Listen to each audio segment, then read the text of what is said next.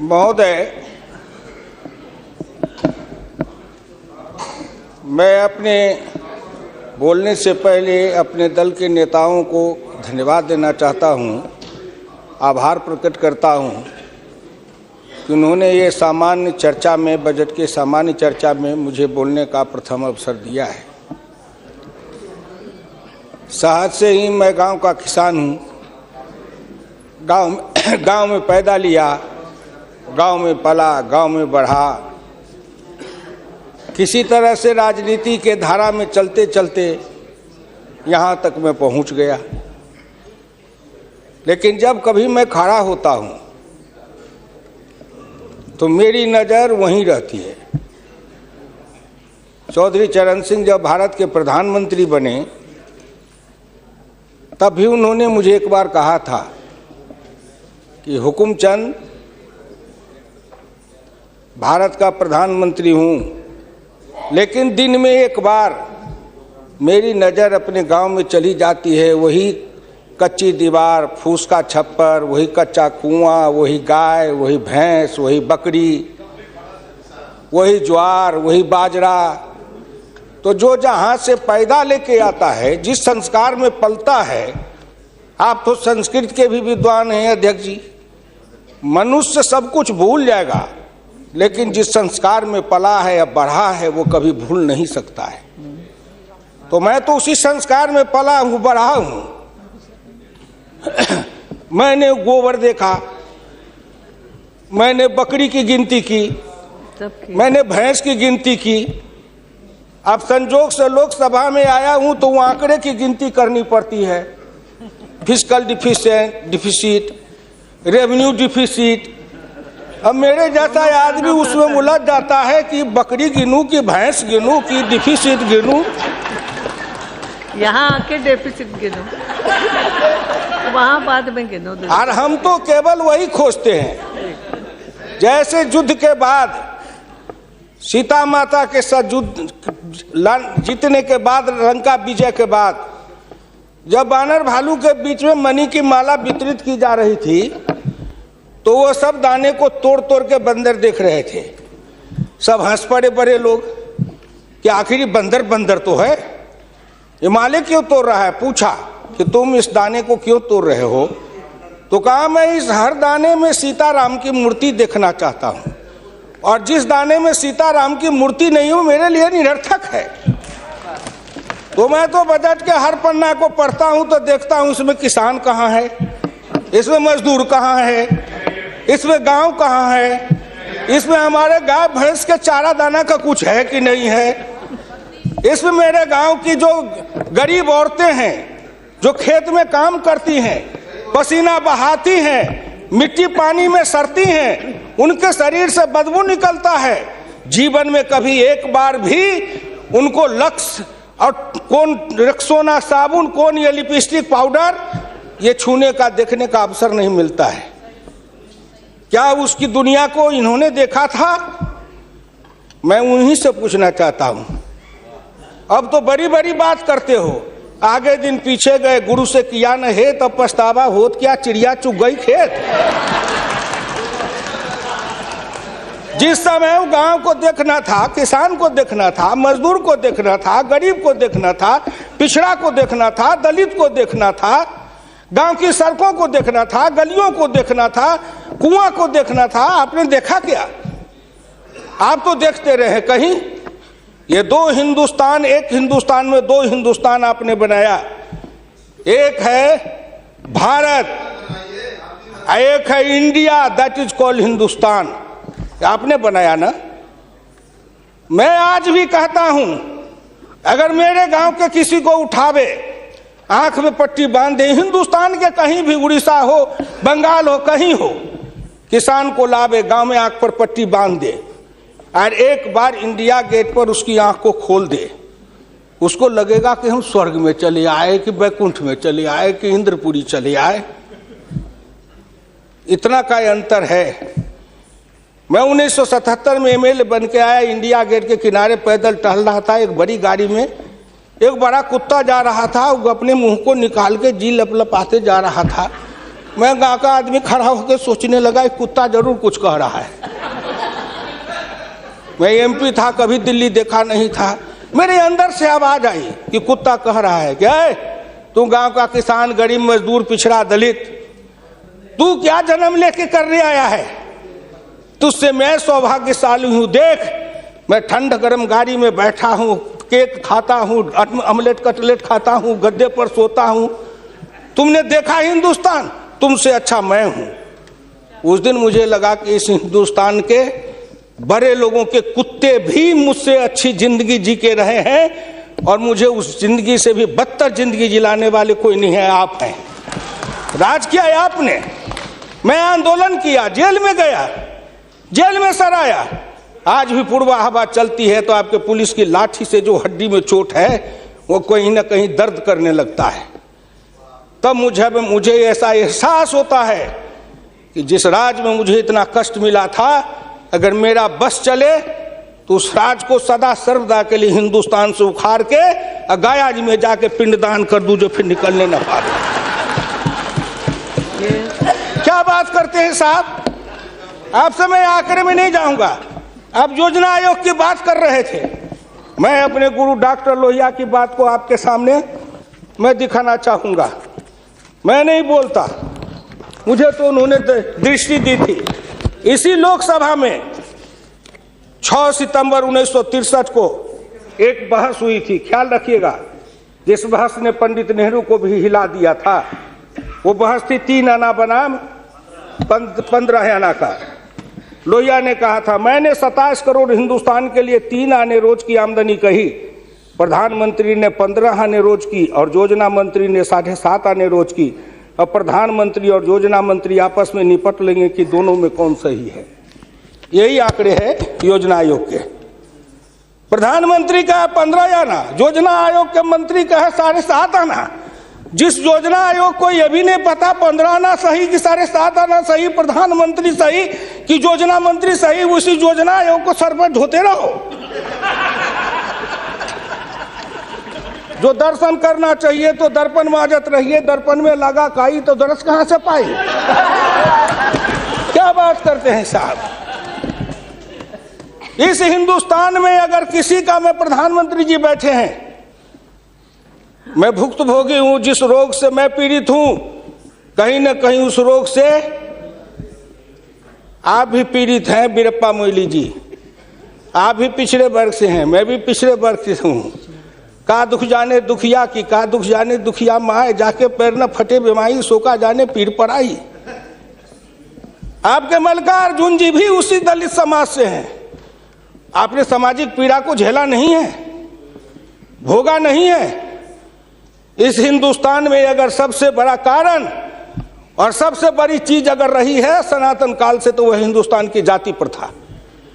उस जाति प्रथा के कारण क्या क्या नहीं भोगा हमने और क्या नहीं भोगते हैं।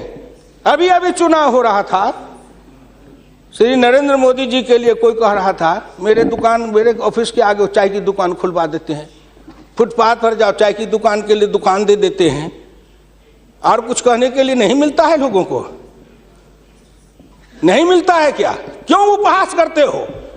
मैं लोकसभा में हूं, अगर कोई कहे शरद यादव गए थे चुनाव लड़ने के लिए अमेठी में, लोकदल से नारा लगा था, शरद यादव वापस जाओ, लाठी लेके भैंस चराओ। कर्पूरी ठाकुर जैसा नाई का बेटा गरीब, जिसके नेतृत्व में बिहार में इतना परिवर्तन किया, वो बिहार का मुख्यमंत्री बना, 27% आरक्षण दिया, हाई स्कूल तक फीस माफ किया, मिडिल स्कूल तक फीस माफ किया, 5 एकड़ से मलगुजारी माफ किया। और कर्पूरी ठाकुर के लिए नारा लगा था, कर्पूरी ठाकुर दिल्ली जाओ, छुड़ा लेके सैलून खोलो। क्या क्या नहीं सहा हूं, क्या क्या नहीं देखा हूं, इसलिए दिल के अंदर वो दर्द और पीड़ा है। क्या फिर कहीं ना कहीं मुझे यह भी लगता है, क्या हिंदुस्तान के पिछड़े और दलित समाज के लोगों ने अपराध किया था कि उसमें जन्म लिया? किसी ने भगवान के यहां दरखास्त दिया था कि मुझको तेली बना दो, मुझको लोहार बना दो, मुझको कुर्मी बना दो, मुझको कहार बना दो, मुझको अहिर बना दो, मुझको कलवार बना दो? कोई दरखास्त देके तो नहीं आया। आज वित्त मंत्री जी को धन्यवाद दूंगा, प्रधानमंत्री को, कि उन्होंने बजट में कुछ ऐसी योजनाएं बनाई है जिससे हिंदुस्तान के जाति प्रथा के बंधन को ढीला करने का अवसर मिलेगा। जब उनकी आर्थिक चेतना बढ़ेगी, आर्थिक विकास होगा कब? जब गांव में पैसा जाएगा तब, गरीब के हाथ में रोजगार जाएगा तब, उनकी आर्थिक उन्नति होगी तब कहीं जाके उनके जीवन में विकास होगा। आपने सोचा कि गांव का विकास कैसे होगा? क्या प्रधानमंत्री ग्रामीण सिंचाई योजना कोई मामूली है? खर्च पर पाबंदी लगाते हुए डॉक्टर लोहिया ने इसी लोकसभा में बहस करते हुए पंडित नेहरू से कहा था, मैं कुछ नहीं चाहता, एक काम कर दो, सारे लोगों के, बड़े लोगों के खर्च पर सीमा लगा दो, आय पर, आमदनी पर नहीं, खर्च पर सीमा लगाओ, इससे अधिक खर्च नहीं करेगा, और उससे जो पैसा बने उसके एक सिंचाई योजना बनाओ और 20 साल का बॉन्ड बनाओ। मैं कुछ नहीं कहता, केवल हिंदुस्तान के हर खेत में पानी पहुंचा दो, हिंदुस्तान की तरक्की हो जाएगी। डॉक्टर लोहिया इसी सदन में कहे थे। वो तो अग्रवाल थे, बनिया थे, उनको क्या जरूरी थी इस बात को बोलने का? लेकिन मैं कहता हूं कि हिंदुस्तान के गरीब, निर्धन, निर्बल और पिछड़ों का इस युग में अगर एकमात्र राजनीतिक मसीहा पैदा कोई लिया तो डॉक्टर राम मनोहर लोहिया थे, जिन्होंने जगाया, नेतृत्व को पैदा किया गांव के गली से। इसलिए मैं आपसे विनम्र प्रार्थना करना चाहता हूं कि अगर प्रधानमंत्री ग्रामीण सिंचाई योजना से हर खेत को पानी, हर हाथ को काम, दीनदयाल उपाध्याय जी ने कहा, डॉक्टर लोहिया ने कहा, 1 बीघा खेत और 1 गाय, अपनी खेती अपनी राय। हम तो ये लड़ते आ रहे हैं और आज वो सपना साकार हो रहा है। इसलिए मैं आपसे विनम्र प्रार्थना करना चाहूंगा कि सवाल है दृष्टि का, दिशा का और संकल्प का। आपकी दृष्टि कुछ और थी, अब दृष्टि बदली है। हिंदुस्तान के गांव के गरीब, पिछड़े, दलितों ने मिलकर कन्याकुमारी से कश्मीर तक, कामरूप से द्वारका धाम तक, इस आसान मान के साथ आपके शब्दों में, जिनको आप अपने ऑफिस के आगे चाय की दुकान खुलवा रहे थे, वो चाय की बेचने वाला, रेल के फुटपाथ पर पानी पिलाने वाला गरीब, निर्धन, जिनकी मां मजदूरनी का काम करती थी, ऐसे के बेटा को भारत के प्रधानमंत्री की कुर्सी पर बैठाया कि नरेंद्र मोदी आएगा, भारत का प्रधानमंत्री बन जाएगा, गांव गरीब, किसान, मजदूर के भाग्य चमक जाएगा। उन्होंने इसलिए सपना को देखा है। प्लीज वो हो जाएगा क्या? ये 9 महीना में हो जाएगा। आप नेता बोलते थे, मैं सुन रहा था, मुलायम सिंह आदरणीय बोल रहे थे, मेरे साथी हैं, बरसों तक समाजवादी आंदोलन में लड़े, कि 9 महीना में तो बच्चा पैदा हो जाता है। मैंने कहा कितनी वैज्ञानिक बात कर रहे हैं, ये तो वैज्ञानिकता है, प्रकृति का नियम है, 9 महीना में बच्चा पैदा होता है। लेकिन जो बच्चा पैदा होता है, क्या वो बच्चा 9 महीना में फिर बच्चा पैदा कर देगा क्या?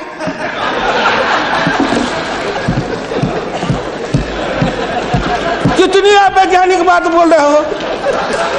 इस सरकार का 9 महीना हुआ, 10 महीना हुआ, सरकार पैदा हुई, अब क्या सोचते हो?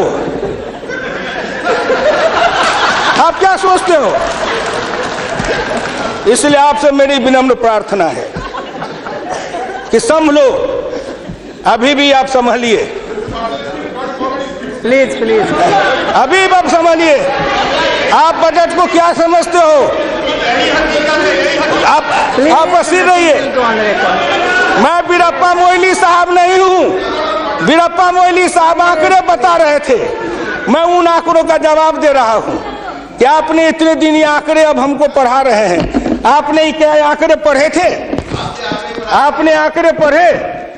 1951 में किसान थे 71.9%, 211 आपका राज, घट के हो गए 45.10 पॉइंट, 26.08 पॉइंट, किसान गायब हो गए।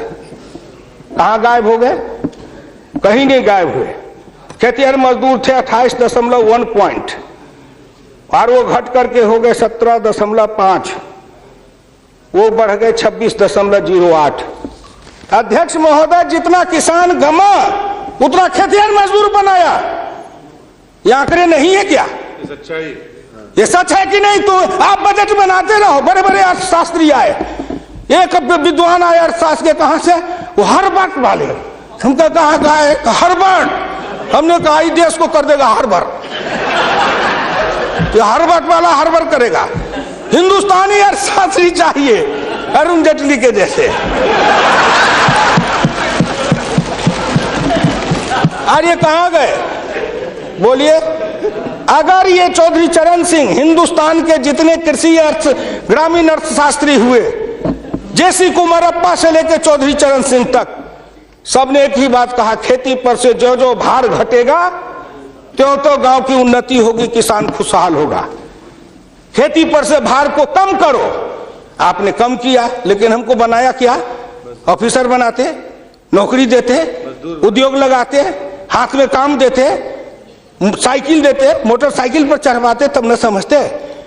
हम किसान थे, हमको मजदूर बना दिया, झुग्गी झोपड़ी में डाल दिया, गंदी जिंदगी, कीड़े की जिंदगी जीने के लिए हमको रख दिया। जो गांव में बसने वाले थे वो 82.7 थे और घट के हो गए 68.08। 14% गांव के लोग गायब हो गए। कहां गायब हो गए? गायब होके कहां गए? आपके यहाँ दिल्ली में फुटपाथ पर सोते हैं, पेड़ के नीचे सोते हैं, पेड़ के नीचे जन्मते हैं, बलते हैं, बढ़ते हैं, पेड़ के नीचे शादी करते हैं, हनीमून बनाते हैं, वहीं फिर बच्चा पैदा करते हैं, फिर पेड़ के नीचे ही अपना परिवार बसाते हैं। हमारे बच्चे को लाया, हाथ में रिक्शा थमाया, ठेला थमाया, फुटपाथ पर काम करवाया, गरीबी से मजदूर किया, कुत्ते के जैसे जिंदगी जीने के हमको मजबूर कर दिया। और ऊपर से आप बताते हैं कि हम अब तुम्हारे लिए क्या दे दिया? फूड सिक्योरिटी दे दिया। फूड सिक्योरिटी, दाना उपजावे, धान उपजावे हम, गेहूं उपजावे हम, अनाज उपजावे हम, मेहनत करे हमको बस समझते हैं आप भिखमंगा। फूड सिक्योरिटी, हर आदमी पर 1 किलो चावल और 3 किलो गेहूं देंगे। आप बड़े बड़े बड़े बजट वाले अर्थशास्त्री वाले हैं, महीना में 1 किलो चावल खा के रहो, एक आदमी 3 किलो गेहूं खा के रहो। ये गरीबी का उपहास है, हमारी निर्धनता और गरीबी का उपहास है। आओ आओ, 1 किलो चावल देते हैं, 1 महीना में खाओ। महीना में 26 रुपया, जिसकी रोज की आमदनी आप कहते हो गरीबी रेखा के नीचे है, और चावल गेहूं बांटेंगे 70% को। क्या आंकड़ा है आपका? यही बजट बनाते थे ना। मैं उसी को कहता हूं, यही आपका आंकड़ा। गरीबी, चावल गेहूं खाए 70-80%, हमको कहो गरीबी की रेखा के नीचे है 26%। कबीरा बाँचे आखिन लेखा, पंडित बाँचे पोथिन लेखा। हम तो आंख से जो देखते हैं वो बोल रहे हैं। आपने क्या किया? हम कम किए, कहते हैं किसान किसान किसान किसान विरोधी है। हिंदुस्तान में 90-91 में 185.2 मिलियन हेक्टेयर खेती की जमीन थी, और आपके राज्य में 2011-12 में 182 मिलियन हेक्टेयर हो गई। ये जमीन कहाँ गई? हम खा गए? हमारे गांव के लोग खा गए? कौन खा गए? जो खाए हो। लेकिन मैं इतना जानता हूं कि आप हमारी जमीन खा गए। और दूसरे तरफ जो गैर कृषि योग्य भूमि थी 90-91 में 21.22 मिलियन हेक्टेयर, 11-12 में हो गए 26.29 हेक्टेयर। गैर कृषि योग्य भूमि बढ़ी है, कृषि योग्य भूमि का ह्रास हुआ। उल्टे बात कहीं पर निगाहें, कहीं पर निशाना।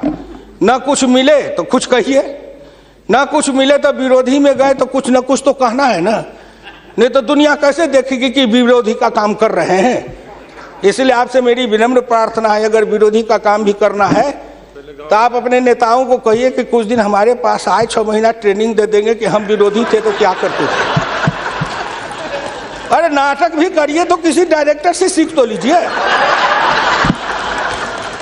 जो गरीबी का डायरेक्टर है उससे सीखे नहीं, गरीबी का नाटक खेल रहे हैं। एक गांव में नाटक में हनुमान जी का पाठ करने वाला नहीं आया। उसने सोचा कि आज तो नाटक नहीं होगा। एक बहुत मोटा तगड़ा दुकानदार था, उनको पकड़ लाया, कहा तू नाटक कर, केवल खड़ा रहना। और जब वो खड़ा होकर पाठ करने लगा तो रावण ने डांट के कहा कि कहाँ गए, लाओ तेल घिलाओ, इसके पूंछ में आग लगाओ। उसको हुआ कि अब तो जल के मरेंगे। तो कहा हजूर हम तो हनुमान जी नहीं है, हम तो बनिया है, अपनी दुकान चला रहे थे। वैसे ही आप नाटक करिएगा। इसलिए आपसे मेरी विनम्र प्रार्थना है आपसे मेरी विनम्र प्रार्थना है कि इसको देखिए। दिशा, जब तक आपके पास में दृष्टि नहीं बनेगी, आपकी दिशा नहीं ठीक थी, आपकी दृष्टि नहीं ठीक थी, तो आप संकल्प क्या कर रहे थे? चलता है सब, आप कहे कि हम भी चले, आपका बजट चला, आपकी अर्थनीति चली, आर्थिक विषमता, सामाजिक विषमता, राजनीतिक विषमता, प्रशासनिक विषमता। क्या मैं पूछता हूं कि आपके किसी बजट से इन विषमताओं को अंत करने के लिए कोई काम किया? नहीं किया।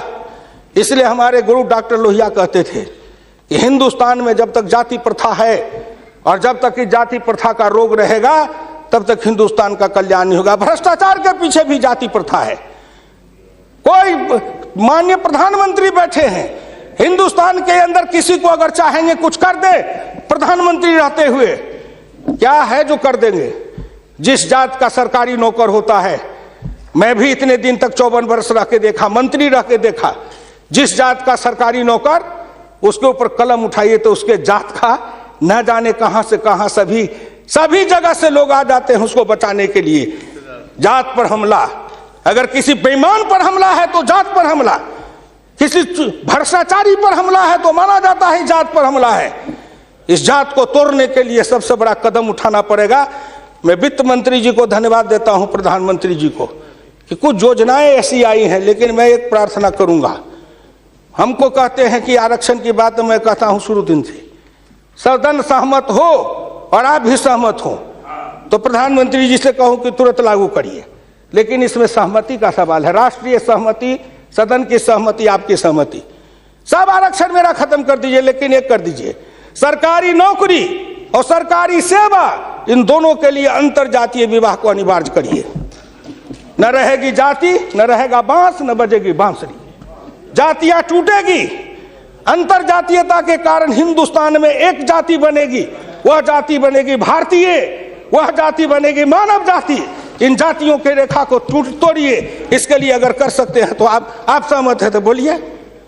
आप कहते हैं गरीब और अमीर मिटा देंगे, लेकिन न्यूनतम और अधिकतम की रेखा तय कर यह सरकार करना चाहे, नरेंद्र मोदी जी चुटकी में कर देंगे, क्योंकि इनका क्या बिगड़ेगा? इनका कुछ नहीं बिगड़ेगा।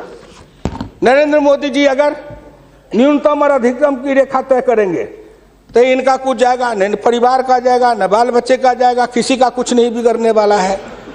लेकिन चिल्लाने लगेंगे तो हम 100 से कम, न 1000 से ज्यादा, समाजवाद का यही तकाजा। बड़े समाजवाद की बात करते हैं। मैं ज्यादा समय नहीं लूंगा, मैं इनको समाजवाद की बात अपने गुरु डॉक्टर लोहिया की पढ़ के सुना दूंगा।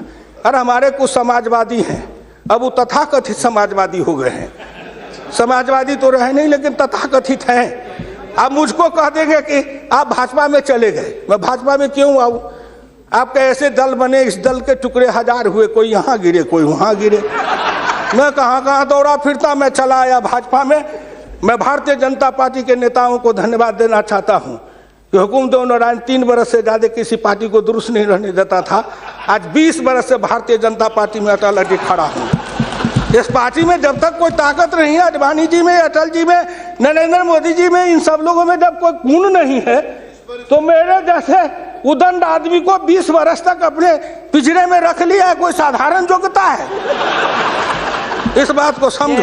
मैं आखिरी में कहूंगा अध्यक्ष महोदय, समाजवाद हर किसी से अन्य सिद्धांत की तरह एक होता है थोक, एक होता है फुटकर, एक होता है सगुन, एक होता है निर्गुण, एक होता है सिद्धांत, एक होता है कार्यक्रम। समाजवाद से एक सीढ़ी नीचे उतरो, उस सीढ़ी का नाम है बराबरी। उस बराबरी से एक सीढ़ी नीचे उतरो। गौर करिएगा कौन कौन बराबरी? आर्थिक बराबरी, सामाजिक बराबरी, राजकीय बराबरी, धार्मिक बराबरी। उससे एक सीढ़ी और नीचे उतरो, तब उसके बाद आएगी समता, संपूर्ण समता, संभव समता। तब एक सीढ़ी और नीचे उतरो, तब अधिकतम और न्यूनतम की सीमा लगाओ। यह धार्मिक बराबरी की भी बातें भी की गई है। अगर हम धार्मिक बराबरी पर जी समाप्त करेंगे, अगर धार्मिक बराबरी पर मुझे कहा जाए तो मैं कहने लगूं तो कितनी अपनी पीड़ा सुना दूंगा कि धार्मिक बराबरी इस देश में कैसी है। उसके संबंध में मैं ज्यादा समय नहीं लेकर के केवल आपके सामने मैं सुना देना चाहूंगा। समन्वय दो तरह का होता है, एक दास का समन्वय, एक स्वामी का समन्वय। मैं नहीं कहता, महान समाजवादी अर्थशास्त्री डॉक्टर लोहिया ने इसी सदन में 26 मार्च 66 को कहा था। गौर से शब्दों को सुनिए। समन्वय दो तरह का होता है, एक दास का समन्वय, एक स्वामी का समन्वय। पिछले 1000 बरस के इतिहास से हिंदुस्तान ने स्वामी का समन्वय नहीं सीखा, वह एक दास का समन्वय रहा है। मैं तो श्री नरेंद्र मोदी से सरकार से कहूंगा कि 1000 साल से भारत दास भाव से सांस्कृतिक समन्वय में रहा है। अगर वो स्वामी भाव का समन्वय में भारत आना चाहता है तो क्या अपराध है? इसलिए उन्होंने कहा इस संबंध में मैं खाली परदेशियों को ही दोष नहीं देता, उनके सबब से जितने भी इतिहासकार हैं वे सभी जहर में बिल्कुल घुल जाते हैं। आज भारत के 2 इतिहास के स्कूल हैं, एक डॉक्टर ताराचंद, एक डॉक्टर मजुमदार, एक और है जो दोनों के दोनों इसी समन्वय धारा के हैं, विविधता धारा के हैं। भारत क्या है उसको भूलकर भारत के जो विभिन्न अंग है उनकी तरफ निगाह चली जाती है। क्या बात करते हैं साहब? तो इससे मेरी विनम्र प्रार्थना है सदन से, अध्यक्ष महोदय, मैं हाथ जोड़ के प्रार्थना करता हूं सदन से भी, और इस लोकसभा के चैनल को हिंदुस्तान के करोड़ों लोग देख रहे हैं। मैं उन गांव के गरीबों, किसानों, मजदूरों से कहता हूं, गांव गरीब, मजदूर, किसान, पिछड़ा, दलित और नौजवान, मिलके देश बनाओ, आओ देश बनाएंगे। और नरेंद्र मोदी के प्रधान रहते हुए एक बार नहीं, अगर हिंदुस्तान में आपने जितने दिन रहा, एक बार में तो थोड़ी सी रेखाएं बनाई जाएगी, दूसरे बार में मिट्टी डालेंगे, तीसरे बार में तब न पिचिंग करेंगे। तो हमको भी आपको इतना समय दिया, तो मैं गांव गरीब, किसान, मजदूर, पिछड़े, दलित, इन सब से हाथ जोड़ के प्रार्थना नौजवानों से करना चाहता हूं, आओ कदम में कदम मिलाओ, मिलके हिंदुस्तान को बनाओ, सफर समता लाएंगे, आर्थिक समता, सामाजिक समता, राजनीतिक समता। अगर इन्होंने मुझको 12 रुपया महीना पर जीवन बीमा कर दिया तो बड़े लोगों का कलेजा फटने लगा कि 12 रुपया में सबको जीवन बीमा कर रहे हैं। खेत में काम करेंगे, बीमार पड़ेंगे, मरेंगे, तो हम जिम 1 रुपया, हाँ 12 रुपया साल, 12 रुपया साल, 1 रुपया महीना। तंबाकू का गुटखा भी खाते हैं तो 3 रुपया में मिलता है, उससे भी सस्ता जीवन बीमा इस सरकार ने दे दिया गरीबों को। करेजा तो इसलिए फट रहा है, करेजा में दर्द इसलिए है, इन्होंने जो और योजनाएं चलाई, गाय के पशुपालन के लिए, गाय के उत्थान के लिए योजना, इत्यादि इत्यादि कई योजना है, क्या गिनाऊं। हरि अनंत हरि कथन अनंत। मुद्रा बैंक बनाए, उसमें छोटी इकाई वाले को कर्जा देंगे, छोटी इकाई, वो छोटी इकाई का जो गांव वाला कर्जा खाएगा उसको किसको देंगे ये? इसलिए आपसे मेरी विनम्र प्रार्थना है कि 1 सेकंड में, 1 मिनट में इस बात को कह के खत्म करूंगा। राष्ट्रीय नमूना सर्वे के मुताबिक देश में 5.70 करोड़ उद्यमी हैं, इनमें 11 लाख करोड़ रुपए की पूंजी लगी हुई है, इनसे 12 करोड़ लोगों को रोजगार मिल रहा है। लेकिन इस क्षेत्र के उद्यमियों को पूंजी में कर्ज का हिस्सा केवल 4% है, जबकि अनुमान के अनुसार बीते 22 वर्षों में बड़े उद्योग में 50 से 60 लाख करोड़ रुपए की पूंजी लगी हुई है, इनसे मात्र 22 लाख लोगों को रोजगार उपलब्ध है। ये छोटे उद्योग, बढ़ई को, लोहार को, कुम्हार को, हजाम को, ये जो छोटे छोटे, ये जाति छूटेगी इससे। जाति आधारित हिंदुस्तान में पेशा है, और पेशा के आधार पर जाति बनाया गया। अब इन रोजगार के जरिए उनके हाथ को काम देंगे, उन छोटे उद्यमियों को रोजगार देंगे। इनके कलेजा में दर्द हो रहा है कि नरेंद्र मोदी आया है, मुद्रा बैंक बनाएगा, गांव के गरीबों के हाथ में रोजगार जाएगा। ये गरीब बनेंगे पहलवान, गरीब बनेंगे विद्वान, गरीब बनेंगे बुद्धिमान, गरीब के हाथ में दम ताकत आएगी तो आपके आगे शर्म गच्छामी नहीं होंगे, न फूड सिक्योरिटी खाएंगे, न मनरेगा खाएंगे। हम अपने पसीना और पुरुषार्थ से, अपनी कमाई से इस देश को बनाएंगे। हम आपके भिखमंगा बन के जिए हैं, अब हम स्वाभिमान के साथ जिंदा रहना चाहते हैं। इसलिए मैं भारत के प्रधानमंत्री और वित्त मंत्री को धन्यवाद देता हूं। बहुत बहुत धन्यवाद।